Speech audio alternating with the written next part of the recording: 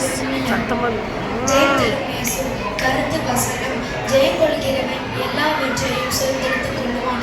நான் அவன் தேவனாய் இருப்பேன், அவன் என் குமாரனாய் இருப்பான். மனப்பாட வசனம். நான் ஜெயம் கொண்டு என் பிதாவினுடைய சிங்காசனத்திலே அவரோட கூட உட்கார்ந்தது போல ஜெயம் கொள்கிறவன் எவனும் அவனும் என்னுடைய சிங்காசனத்திலே என்னோட கூட உட்காருவதற்கு அருள் செய்வேன். வெளிப்படுத்தல் 21 நாள் 1. விசுவாசத்தினால் பயத்தை ஜெயம் அப்பொழுது காலை ஆசைக்கு முன்பாக நாம் உடனே போய் அவர்களை சுதந்திரித்துக் கொள்வோம், இவர்களை எளிதாய் ஜெயித்துக் கொள்ளலாம் என்றார். என்னாகமம் 13:30. மனப்பட வசனம். தேவனால் பிறப்பதெல்லாம் உலகத்தை ஜெயிக்கும். நம்முடைய விசுவாசமே உலகத்தை ஜெயிக்கிற ஜெயம். 1 யோவான் 5:4. நாள் 2. கர்த்தரின் நம்பிக்கை வைத்து இச்சையை ஜெயம் கொள்ளுங்கள். தம்பி எல்லாத்தையும் மனப்படமா சொல்றாரு. அமைதியா இருந்து கேளுங்க. இவை எல்லாவற்றிலும் நாம் நம்மை அன்பு கூறுகிறவர்களாலே முற்றும் ஜெயம் கொள்கிறவர்களாய் இருக்கிறோமே. யோவான் 4:7.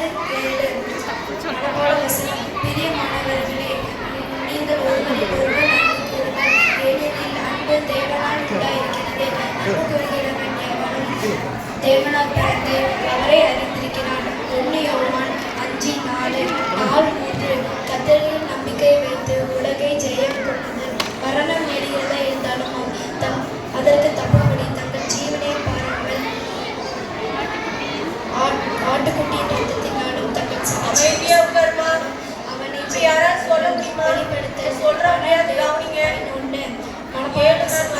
சிவபுத்தின் மேல் சாயாமல் உன் முழு இதயத்தோடும் கர்த்தர் மேல் நம்பிக்கை வைத்து வழிகள் எல்லாம் அவரை நடத்திக்கொள், அப்பொழுது அவர் ஒரு பாதைகளை செவ்வாய்ப்படுத்துவார். நீதிமொழிகள் 3:5-6.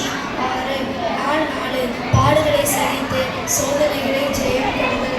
ஆகையால் தேவனுக்கு கீழ்ப்படிந்திருங்கள், பிசாசுக்கு எதிர்த்து நில்லுங்கள், அப்பொழுது அவன் உங்களை விட்டு ஓடி போவான். மனப்பாட வசனம். என்னிடத்தில் உங்களுக்கு சமாதானம் உண்டாயிருக்கும் பொருட்டு இவைகளை உங்களுக்கு சொன்னேன். உலகத்தில் உபத்திரவம் உண்டு, ஆனாலும் திடன் கொள்ளுங்கள், நான் உலகத்தை ஜெயித்தேன். யோவான் 16:33. நல்லா கிளாப் பண்ணுங்க. 4 சொல்லிட்டாரு. நல்லா கிளாப் பண்ணுமா.